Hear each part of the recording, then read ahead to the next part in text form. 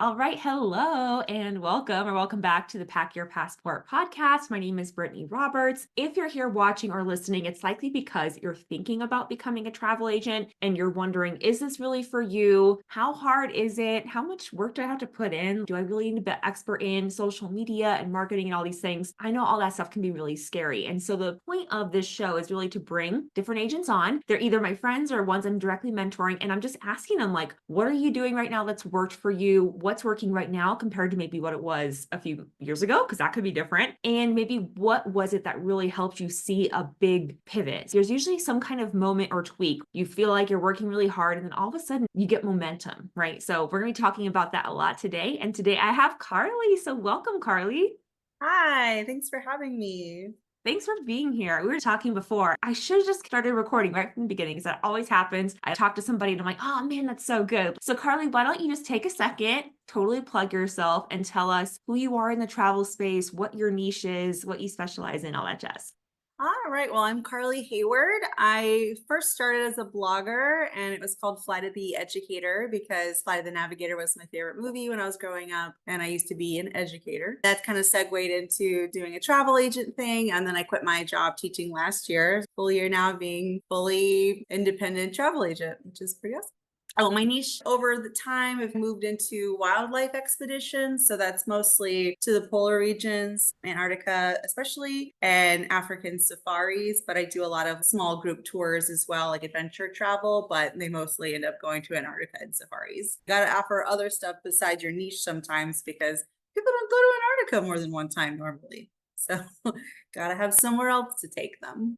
Yeah, I just think it's so cool with Antarctica what you've done. Strategically, it totally makes sense because when we talked about niches before with agents, I'm always telling them to think about what is actually going to set you apart. Why wouldn't someone just go book by themselves? If you're selling something that's really easy to do by yourself, then you maybe have to think about that for a second and be like, well, how am I going to stand out? How am I going to differentiate myself? I think that's why I moved into this space because when I first started, I didn't really know anything about niching. And I was just like, I don't know, like cruises and all inclusives, like that's what everybody uses agents for. But that wasn't my style of travel. I was doing adventure travel myself. So that's one of my big tips. You should niche in what you love because there's not just knowledge and experience, but there's also going to be passion behind it. I was trying to sell cruises, but then I was going to Antarctica, Jordan, Egypt. I was just getting out there and doing those things. And then the more I post about them, the more excited I am, the more bookings I got for them. And I feel like those bookings have been working out really well for me because those are kinds of places that could they book it themselves? Yes, but those are high value trips. They cost a lot of money and people have a lot of questions. They want to make sure they're choosing the right one. They're nervous. Oh, got one calling now. Making sure you're an expert in your area. I love that. Yeah, becoming the expert, I think, is a huge thing that can also be kind of scary, especially when you're starting out, because I know we have agents who I mentor are going to watch and listen to this too.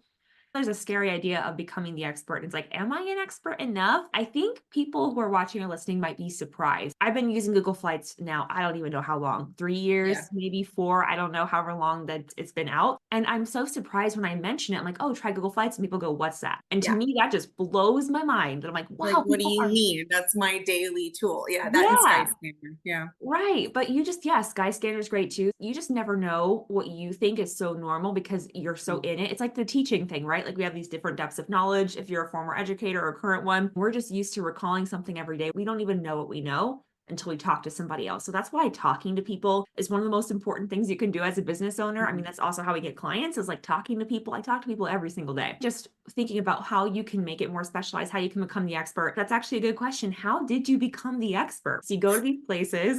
I'll give you a minute to think about that.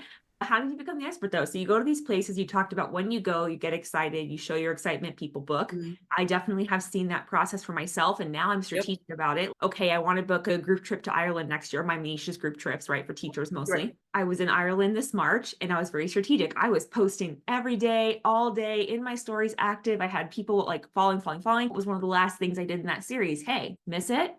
Come next Yeah. year, right? I knew going into Get them that. excited. Yeah, but you have to get to that point. So I would love to hear from you. How did you become the expert? How did you figure out this process? Well, I just decided I wanted to go. I didn't even get a discount or a fam trip or anything. I hunted until I found something I was comfortable with, and I got the commission from it, but it was like a regular booking. After I came back, I was posting all these pictures, and then I wrote some blogs about it, which was another tip I was going to say is even if your blog doesn't like bring you clients, it still can be used to build your ethos later. So if they find me another way, then I can still send them my blogs and then they can be like, oh, wow, look at all this information she has. So it just kind of makes them feel more comfortable. So then I was sending more people. And then just the more you do it, like the more questions come up and then you don't have to look them up anymore because you just know them.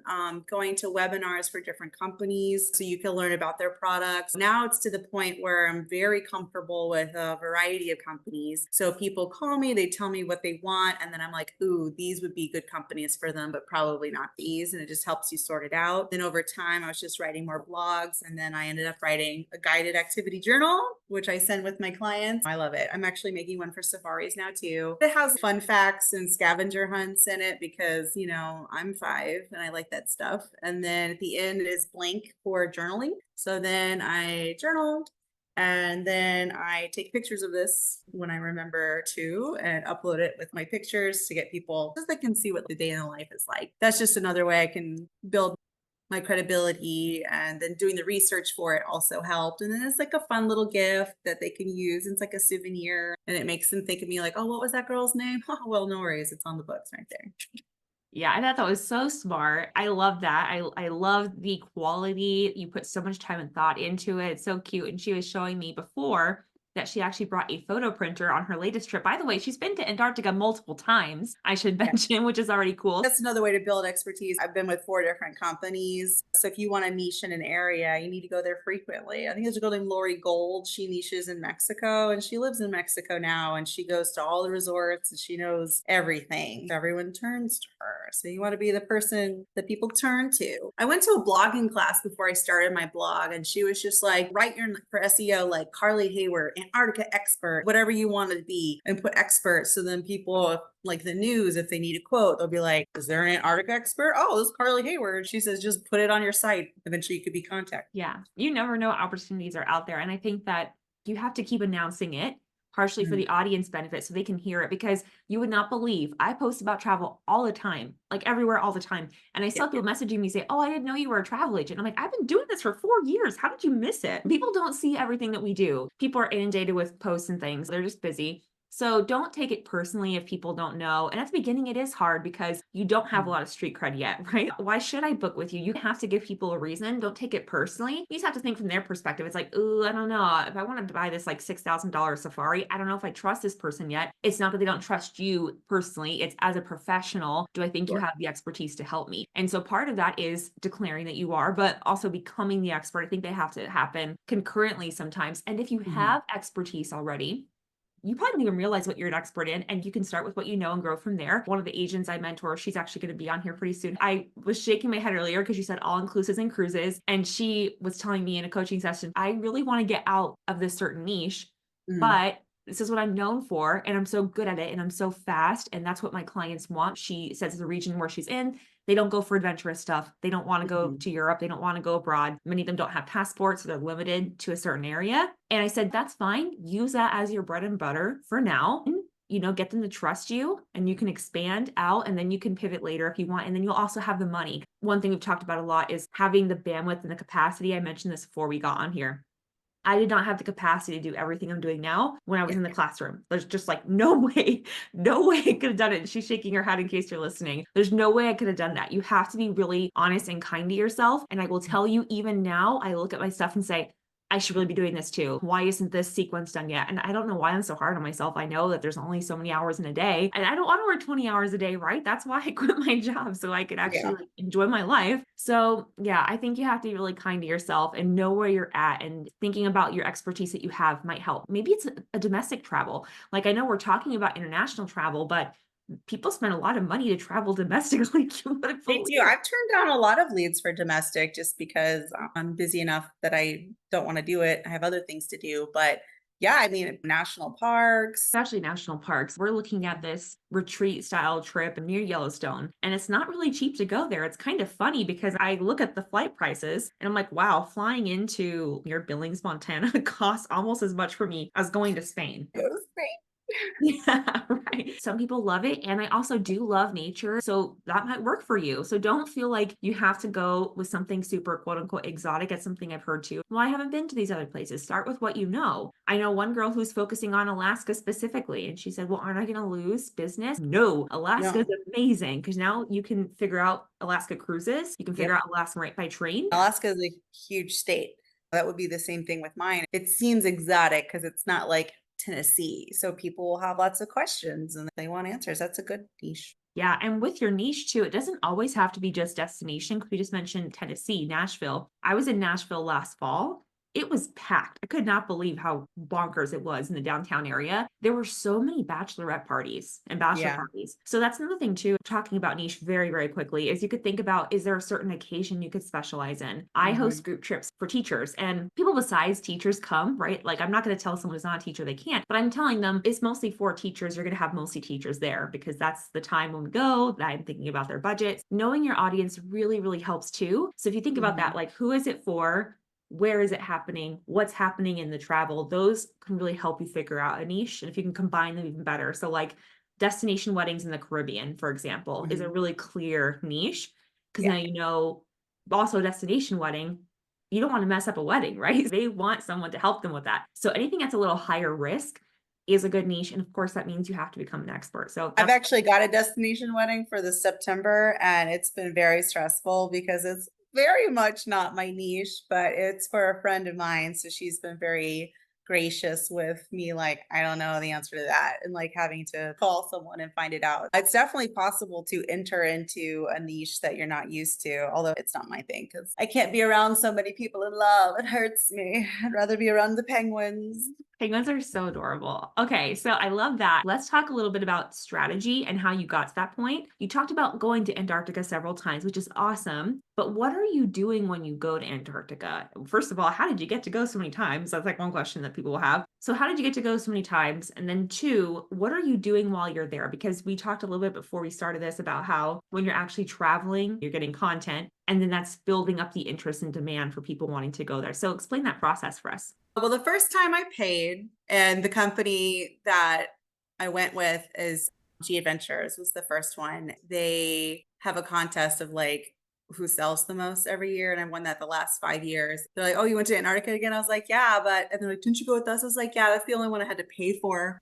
See, the second time I went, it was a company because I had posted my goals, right? And that was going to be one of my other things I was going to suggest is once I started setting goals, I started hitting goals because now I know where I'm trying to go to. So I definitely recommend setting goals. So I guess it was like 2 years ago. I was like, oh my God, like I hit my goal, $500,000 in sales. Last year I was only 200,000 and now I've doubled it and 500,000. I'm so excited. Thank you everybody who's booked with me. A BDM for a company saw it and they were like, why don't you book us? And I was like, well, I don't have any experience with you. I send to these two companies that I do have experience with. And they were like, well, we want you to experience it. A long time ago, I actually asked that company for a discount and they said no. They said, we don't need it. And I was like, okay. And now here I'm 2 years later, I'm like, hey, I have success. And they're like, well, we want to be in your success too. And then they sent me for free. It's funny because when I started blogging, I was asking for like $100 a night, one night hotels or something for free, or a day trip for free, and would get hit or miss. And now I'm being offered multi-thousand-dollar trips completely comped. The third time it was the same thing. A BDM for a company reached out to me and she was just like, hey, this is actually a secret. So we won't tell what the company is, but we want to offer you a free spot. Normally it's mostly comped, but they offered me a completely free spot. So I was like, I will make room in my schedule for that. And then the last one was happenstance. I got a new sign up for a new company and the BDM contacted me, actually was having problems. He called me and we were talking. And so he was trying to talk to me about Antarctica. And I was like, no. I sent a lot of people there. I just had a specific question about your ship.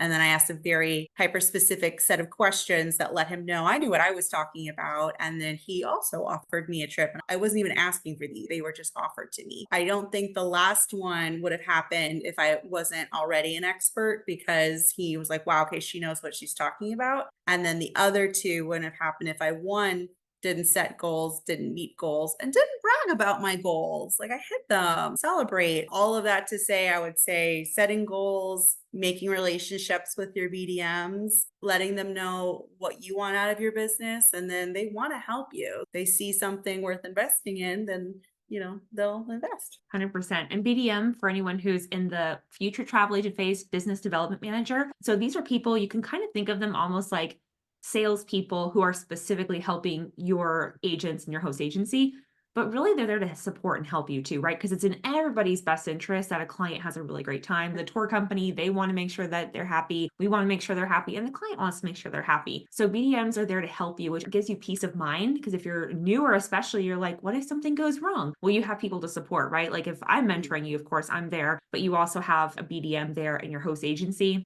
And we won't get into picking host agencies today, but I will say pick one that makes sure that has a model where you are getting support you need, unless you're already experienced. That's a different conversation, right? If you have like years of booking experience and you're choosing a host agency, you're probably looking for tools and things over Yeah, support. but even then, yeah, I mean, I have some favorite BDMs, and then I have some like, oh my gosh, they never answer the phone. So getting good relationships with your BDMs is very important, because G Adventures, for example, they help me not just with my business with G Adventures, they help me with all of my business, because they said the more you grow, then the more people you can offer a product to. So they don't mind helping out all stuff. Finding someone you vibe with and just strategizing with them. They're really good people to connect with. Some of them, because they all talked with each other too. So I met one of them. They're like, oh my God, I heard about you from this other company. And I was like, what?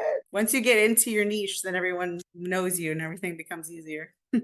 It's very weird when that happens. I haven't had that happen often, but when it does, it's very weird. But that is also what you want, right? Like once you do get clear on what your message is or what your expertise is, then people will mention you in other rooms. People will refer you or recommend you. And clients do that too. So when she was talking about bragging, it's not just for the suppliers. And I get that's kind of weird, especially if you've been or you are a teacher, because I know many folks in my audience are. We're taught the opposite, right? Keep it humble, give credit where credit's due. And I do believe in that part. I brag on other people too. I brag on other people and companies all the time. I think that's actually a good practice for building relationships, but you also should brag on what you do, and you have to be tasteful with it. So I understand some people are like, really, should I talk about how much money I'm making or how many sales? I do think you have to be tasteful with it. It depends on what your offer is, right? I'm going to speak really quickly to people who are affiliates for host agencies, because some of you are. There's a tasteful way to do it, and also a way that's compliant with the FCC. So be careful when you're talking about numbers and money, because that's not always compliant with that. But you do want to talk about, hey, I just booked this awesome safari for these clients. Look at what a great time they had.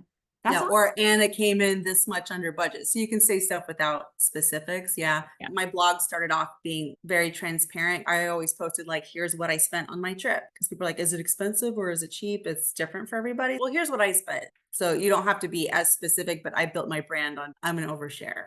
That's awesome though. I think your transparency about price, that made you stick out to me, right? So I remember that being like, wow, her content is really good and detailed. Like your guides, honestly, they could be like purchasable. So I think your blog posts are great. And that's also a testament to content, right? She mentioned in the beginning, you may or may not get leads from your blog, and leads for new to the marketing world. Leads just means people who might end up booking with you or buying your stuff. So leads are like future clients.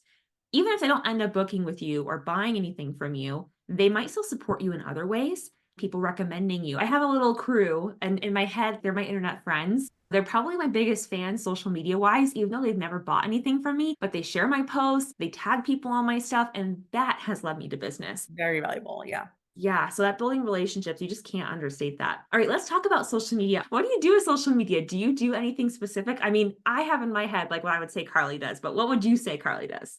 I would be so interested in what you think Carly does. Well, sometimes it's just mindlessly scrolling through TikTok. Not helpful, but it happens. So don't feel bad about it. I think the vibe is going to be different by platform, like Facebook, I'm more likely to post just pictures. Instagram is usually pictures, although I'm trying to get more into reels. TikToks is vertical videos, YouTube's like horizontal videos. It's important to go where your people are. I mostly get my clientele from Facebook. I hang out on Facebook a lot myself in groups as well. I'm trying to get my TikTok up, but that's just not where my people are, and that's fine. What I try to do is I don't try to post like always about sales. That was a big thing I heard at a couple of conferences. Don't always post about deals because then you're getting like the tire kickers and the deal seekers, and they're just scouting. You're much more likely to get ghosted by people. I do find that if people are looking for the bargain discount, like the deepest thing, could you do things cheaper? Sure. And I put that in my blogs. I'm like, here's what I did. Could you have done it cheaper? Here's how you could have done it cheaper. Sometimes the experience is worth more. The best clients are the clients that tell you what they want. I try to offer like three little bears: under budget, budget, over budget. And if you describe why the over budget one is better, sometimes they will get those things because they don't know what is on offer. And I try to do that with social media too. So like we don't want to constantly be like deals, deals, deals. Now, if there is an incredible deal, throw it out there, but don't only post deals. And I also recommend not always posting about sales stuff. We are talking earlier about showing personality. And that's one of my little tips I wrote my post it here is being relatable. I think that's important in like first messages is connecting with the person as a person, and I'm a person too. Being relatable can also be posting silly memes. It could be posting destination, be like, oh, wow, look at this place. Now I got to add it to my bucket list. Where are you guys going? You know, like trying to find a way to have people create a response because then that boosts engagement, and Facebook or wherever it is like, oh, people are like commenting on this. Let's show it to more people. Don't always just post like, book with me, go here, here's a deal. It's very militant. You want to be a person because sometimes people are going to need multiple touch points until they're ready to book, and that's fine. So you just over time build your brand. And I've had several people be like, hey, I've been watching you for a long time. Finally, I'm interested. I know you do this. I'd like to connect. And the other one is consistency, although I'm not good at that. So don't listen to me or do what I say, not what I do. I'm trying to be more consistent. I feel like I need to do a scheduling or something, but making sure you're spreading out your asks or doing it like Brittany said earlier of like, oh, here's all the cool pictures. Now go in for the ask at the end. I definitely think spreading out helps. And by spreading out, I don't remember if I said that before or after I started recording. So I'm going to briefly repeat it just in case I didn't. But basically, what I did for my most recent Ireland group trip, I was very strategic this time. I wish I was more strategic in the past, but I just, again, did not have the capacity to think that far. It's so hard because you want to be enjoying the trip while you're on Yes. it.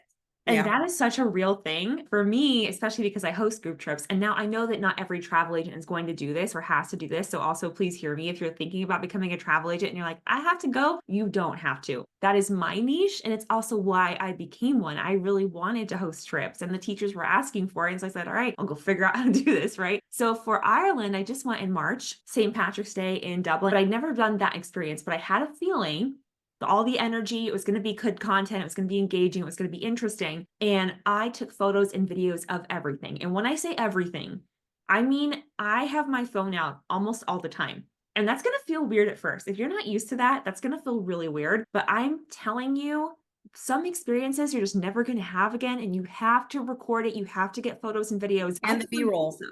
Yes, B-roll too. B-roll. So B-roll, we're talking about like, this would be considered A-roll, right? Like we're looking directly at the subject and the camera. B-roll is when you see those videos of someone panning over, by panning, I mean moving left to right, over the sunset or something, or like recording you walking, all these things that you see when you think about watching a movie or show. Yeah, so that's really good tip right there. I like to think of it as like A-roll is the outfit and then B-roll's the support. It's not necessarily like the important part, but it's important. Yeah, visually, because we respond to visuals. It's so true, especially with travel. Travel is visual. So I record and take pictures of everything, even some things that aren't like super aesthetic-y, like even if it looks a little bit gritty, that's actually good sometimes because people want to see that you've actually been there, that you actually ate the food, that you know what you're talking about. That also You builds should have up a whole series on this just on editing videos for social media. Oh my gosh, I will eventually. I actually do some of that for my freelancing stuff. So I've been trying to merge it more. Well, sorry, like, but like what to look for when you're creating the shots, because yeah. the last time when we went to Antarctica, that was the first time I was like going in with a plan. Did I do my plan? No, but we're on a good start. Like I had a plan and I got some of it, but not all of it. So having a plan is half the battle. And you're so lucky that you got to go multiple times. I tend to go to places multiple times, right? Because I know I'm going to host a group trip there and I'll be back eventually. But you also will never get the exact same trip or day again, right? Like I've been to the Cliffs of Moher 3 times. It has never been the same experience. I went one day when there was a heat wave and people would not be outside because it was so hot. It was like 85 degrees. So for me, I was like, this is beautiful. But in Ireland, they're all dying. You just never know. So I take photos and videos of everything. And a quick little tip for you, because you will be like, wow, I have so many photos and videos and you're going to be scrolling. Put them into folders. So I've started naming them like Ireland 2024, Ireland 2025. So that way, when I am making content about a certain trip, I can go back and find it. And then I reuse it. I reuse things all the time. I'm not going to use once. So that is something that's really helpful. That also builds expertise. People see you've been there and people will watch before they ever say anything to you. I have hundreds of people who watch my stories. They don't have to talk to me every day, but I'll go in there and I'll notice certain people. I'm like, that's interesting. They're watching all of my stories. And I do take note of that. That's called lead generation. We're not talking so much about that today. But when I think about social media, it's the same thing. I'm connecting with people personally. I want people to feel like they know me. Social media is so weird that way. Like people message me and they'll ask me things about my cat or my husband. I don't know if I know this person, but they know me because I post everything every day. So you get to choose how much of yourself you want to share. Like Carly was just saying, she overshares. I talked a little bit about my sister. I call my sister the proper influencer. She has over 60,000 followers. That's her job. She does brand deals. It's her biggest focus. And she overshares all the time, but she's also hilarious. So I can see why people follow her. She's hilarious. She's really pretty. She focuses on plus size fashion. So she has a really specific niche, right? If you know your niche, you know your specialty, and you know which platforms, I agree with that. Also, you might be surprised on what it is. I have played on all the platforms. I've played personally on TikTok. I've played on Instagram, and people will say teachers are there. Yes, they are. However, most of my bookings, looking at data, have come from Facebook historically. So that's where I spend most of my time. I don't think Facebook is the coolest platform, but it's effective for me, you know? I think TikTok people use to burn off steam, and Facebook's when they're at work and stuff like that. But yeah, I do get more of my leads from Facebook. I think it's also like an age thing.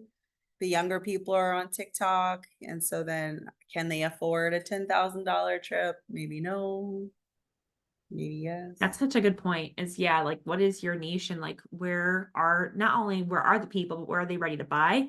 I've also had some travel agents who have done really well on YouTube. And that makes sense because they're basically vlogging while they're there and they have like links to book a call with them or something, or maybe they offer itinerary planning off the back of that. Like, hey, we just did this train through Alaska. Do you want to book this too? It's a very natural lead in. It makes sense. Yeah.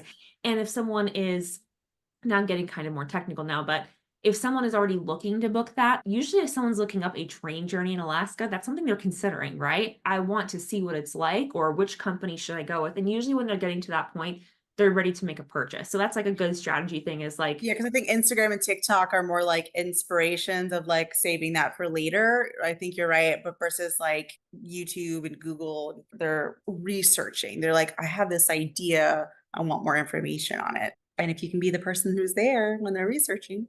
Yeah, if you could be there for all stages, that's great. I would call it buyer intent. Do they have strong buyer intent? I've also recently started asking people when we're doing our first sort of chit chat, like how soon are they ready to book? And that's been very helpful, knowing where to prioritize them on my list, but also like, okay, so if they're not ready, then I might need to just give them more general information and then like maybe do some poking to see if we could get them ready, or let them know, be like, hey, these things expire on these dates. So like giving them a range, but if they're ready to book, then I'm going to move much faster, giving them more specific details because I know they're like on the cusp, ready to go. So that's a good question to ask, I would say.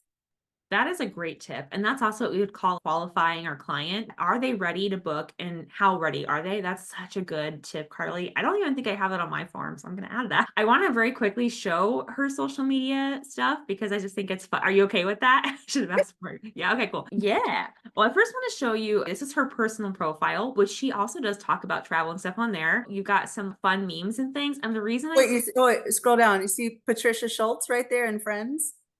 Patricia Schultz. Wait. Oh, yeah. She wrote 1,000 Places to See Before You Die. Oh, yeah. Very cool. How'd you meet her? That's my mom's friend. Oh, that's so sweet. That's a cool book. I actually just ordered that on Amazon like 3 or 4 months ago. That's so funny. I haven't read it yet. I saw this the other day, the cicada boy thing. I was like, what is that? She finds like the funniest, weirdest stuff. And you also see she has, look at this is what I would call social proof, right? Ooh, yeah. So she's got the postcard from by the educator, which that is so sweet, right? Like sending branding is very smart. You've got the logo. You're showing like you get to know your people personally. So very strategic, but also very relatable. You do such a good job with that. She's got all this funny stuff. Obviously, though, you still know she's a travel professional. She's got all of her links and things for someone who maybe is her friend or family member first, or they're scoping her out in a Facebook group because often This is making me realize I should change blogger slash admin. I should probably make it more obvious and put travel agent there too. So thanks for this audit. You're so welcome. You know what's funny is whenever I have someone else look at my stuff, I immediately see things that I could not see for like months. It's just something that really helps. But I want to show you this is good because for the relatability, they can see like if she's relating to people in groups, Facebook groups, because you often can't join a group as a page, right? Yeah. But then if you go on her page, which is right here linked, very smart, very professional right away. Carly's also very gifted, or I should say gifted and skilled because she's been working on it, photographer. So I do like, love the picture so much. yeah, it's That is beautiful. the largest iceberg in the world. It's 3 times the size of New York City. It's like, look at those blues. That's mind blowing. And when I think about how old some of these glaciers are, that blows my mind too. They've just been there for years and years and years. So that's just so cool. And so, yeah, immediately I'm like professional, right? Professional looking photo, professional I love photo. that picture. It looks like I'm holding like a hiking pole, but it's a camera. Yeah, Yeah. you're adventurous, you look confident and happy. And I love like this line also gives you expertise. Former teacher who's been to over 80 countries. I see that and I'm like, oh, over 80 countries. She knows what she's talking about, right? Let's book. So that's a really clear call to action. She books you travel. She's got her email, she's got her site there, and she's got like some travel facts. Like that's actually really cute.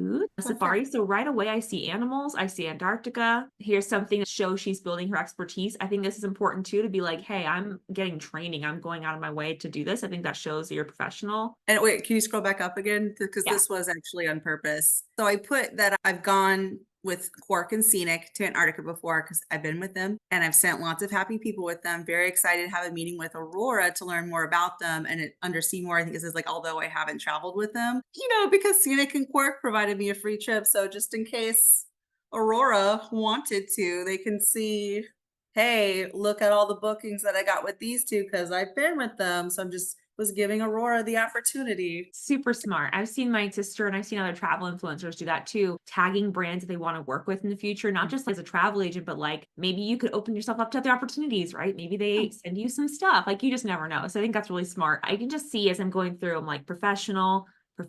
She has to keep it fun, right? Like this fun trivia thing. And you were Oh doing yeah, I had a trivia night and I was posting the trivia questions, which I just realized I never finished doing those. It's okay. It's fun. I can see but I like the series you do. Actually, there was another series you did where it was like this place or this place. It might have Oh been yeah, for that. March Madness. Yeah. So I was trying to tap into the March Madness and we did it with up there. Yeah, we did it with countries. So cute. Obviously, I'm a travel agent. I'm probably not going to ever buy anything. I don't know, maybe I will, but I'm probably not going to buy something from Carly. But I was like, this is just so fun. She had these posts of this place or this place, this place or this place. Because I kept engaging with them, I kept seeing more of them and her stuff. And it was just fun, right? Like it didn't feel like a big lift for me to participate.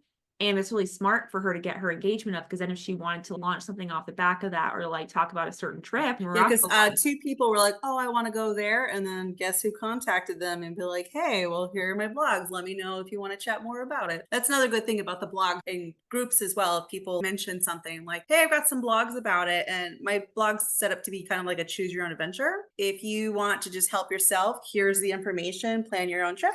But if you find that you need a little extra help, then no worries. I'm also a travel agent. I can help with them. This is the thank you card that I send after people book. Oh, And it sweet. has my logo and then just a thank you. Your business means the world to me. Aw, love it. That's so cute.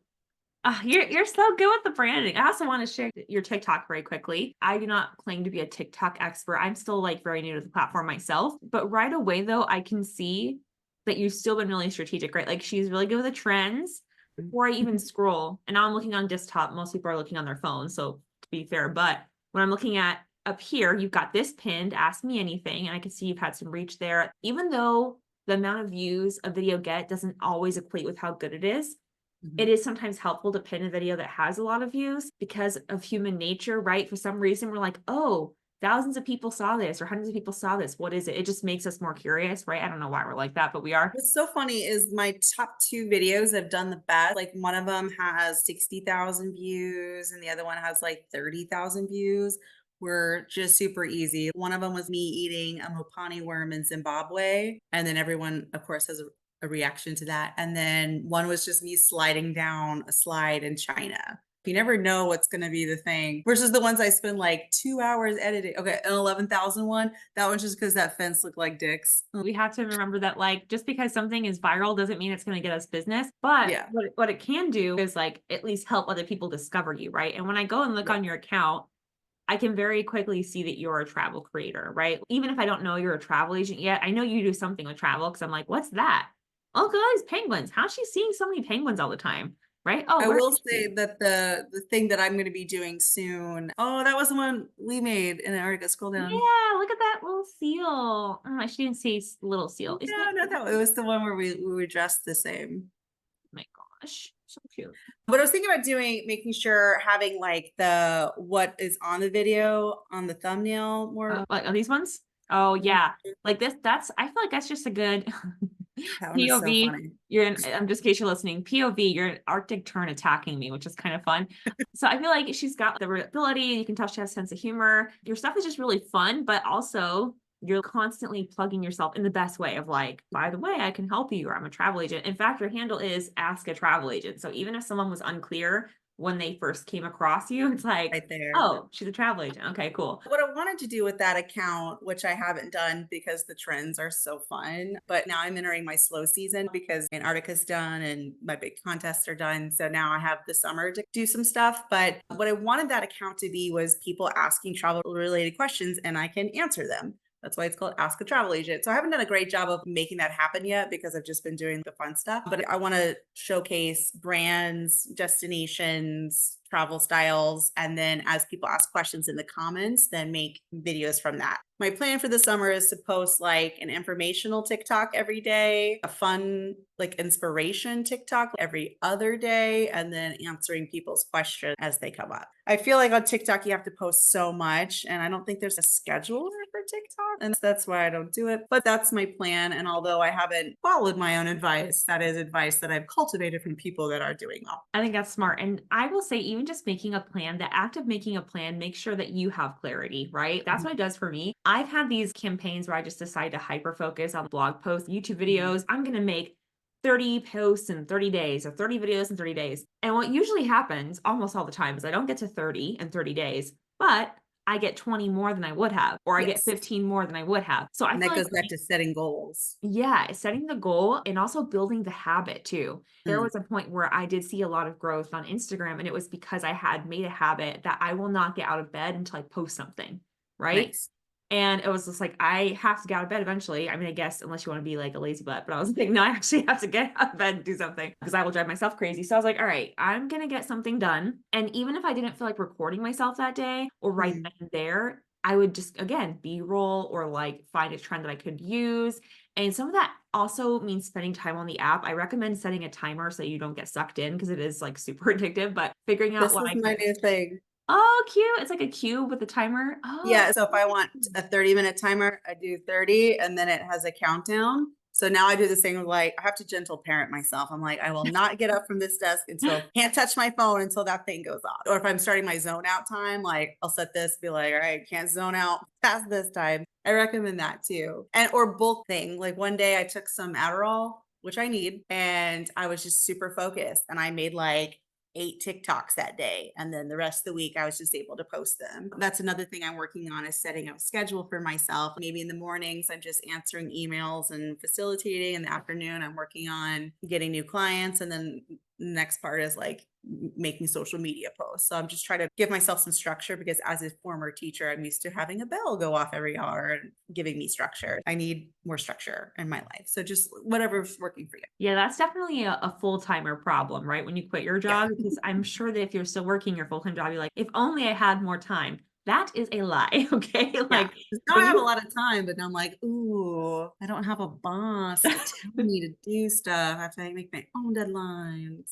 I was just telling someone the other day, Oh, I think I was telling my husband, like, as a joke, like, my boss is the worst. She makes me work all the time. And then, like, if I decide to slack off, she's like, well, now you got to work till 9 p.m. Because certain Yep. things for clients, you just have to get done by certain times, right? But I think that knowing yourself is a big part of that too, right? It's like, when do you get tired? When do you work best? What time do you actually have? And what is most effective for you? Because you can't do everything all the time. We always have a time constraint, right? But if you only have 5 hours a week, then it's like, okay, well, what's going to make you the most money in 5 hours a week? Maybe it will be TikTok for you, but maybe it won't be. Maybe you're like, I don't have time for that yet. I have to focus on like reaching out to people one on one. And that might be where you're at for a while. Yeah, I Yes. think like what we're at the beginning is going to be different than where you at different areas. When I was still teaching, I had to prioritize companies that made my life easier. So like G Adventures, for example, the reason why I got so into them is their booking platform. I can do everything there by myself. I don't have to wait and call, which is annoying, especially if I couldn't call because I was teaching. I can make my own invoices. I can send pay links. I can see live inventory. And there was like an online chat if I did have a problem. So I just focused on G Adventures for a long time because it made my life easier. They paid really well. Pick one thing and get really good at it until that's coming very naturally, and then add on more stuff if you need to.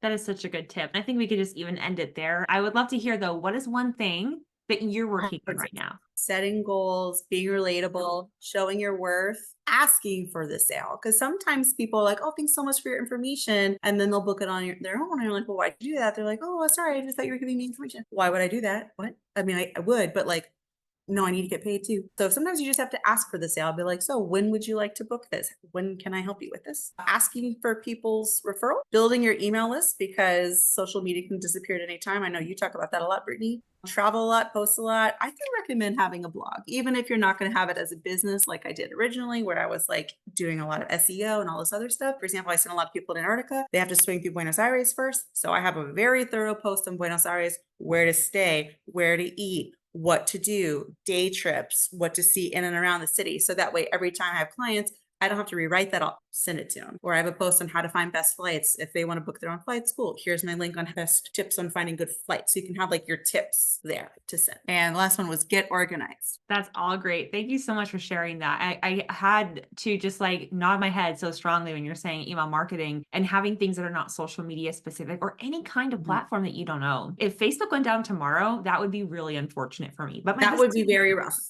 it would be really hard, but I would be okay because I at least have emails. I have a website. And so I'm like, okay, I'm just going to switch up my strategy. If I lost my email list, that would be really, really bad because then I'm dependent on these social media platforms and you don't own them. They have algorithm changes all the time. Google does Oh as yeah, I've been even. seeing in the blogging groups, everyone's like, "Oh, my traffic, my traffic." And Yeah. while I do get some clients from my blog, it's not a ton. But like for example, I wrote a blog for Atlas and I rank right underneath Atlas. So if people are thinking like, "Oh, I want to travel with Atlas," they're going to read my blog. 100%. I am also very much pro like having your own website and also don't discount in-person networking too. I started going to this. Honestly, I started going not because of client stuff, because I just wanted to. I think it's fun. There's this community coffee thing. It's almost all seniors and old people. And I just love going and hearing them rant. It's hilarious. I like going and hanging out with them. But then I realized, oh, these are the people paying for safaris. These are the people paying for Antarctica. Like these people have money, they have free time, they're flexible schedules. So I'm like, okay, these actually are my ideal clients for the bigger ticket item things. I've also done some like meetup groups. Like I went to a photography club and presented to them, or there's a hiking club. I'm trying to get them to go on like a Santiago hike and ski. My next scheme that I'm doing is I'm pitching to some wineries and I'm like, hey, let's go drink some wine in Europe. You know what do you say? I wouldn't lead that group, but finding a Pied Piper to lead their own groups would be good.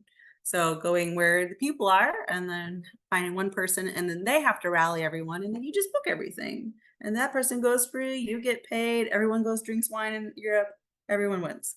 Ah, such good tips. Thank you so much for sharing, Carly. Where can people go and Welcome. find you if they want to see what you're doing or maybe even book with you, support you? How can they do that? Well, fly to the educator on pretty much every social except for the X. And then drop me an email. Brittany's friend on Facebook. Yeah, Oh my gosh. Well, thank you so much for being here. If you guys have any questions for either of us, you can drop them here in the comments. If you're on YouTube, if you're on the podcast, you can send me a message. I would love to hear from you. And honestly, if there's anything else that you'd like to hear from us, maybe we can have her come go live or something in the future. So thank you so much for watching and listening. Talk soon. Bye. Bye.